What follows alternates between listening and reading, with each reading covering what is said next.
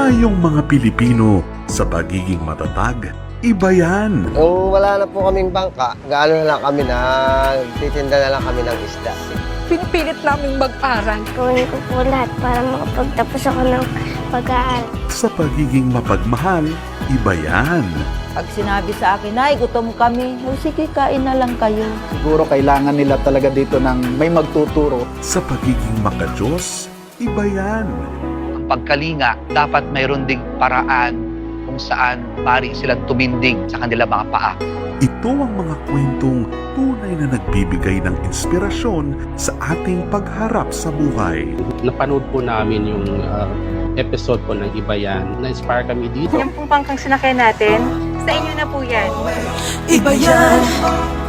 Iba Nakita yan. ko po kung gaano po kasaya yung mga bata na nakita po nila yung tablet na magagamit po nila. Dahil nagdire-diretso yung suporta na nakuha namin, nagdire-diretso rin yung food drive. Masaya ko dito dahil nakauwi ako sa sarili kong bahay. Hosted by Angel Locsin. Nakakatuwa na patuloy kayong tumutulong sa mga tao na kahit kayo mismo ay nangangailangan din ng tulong pero inuna nyo pa talaga yung ibang tao.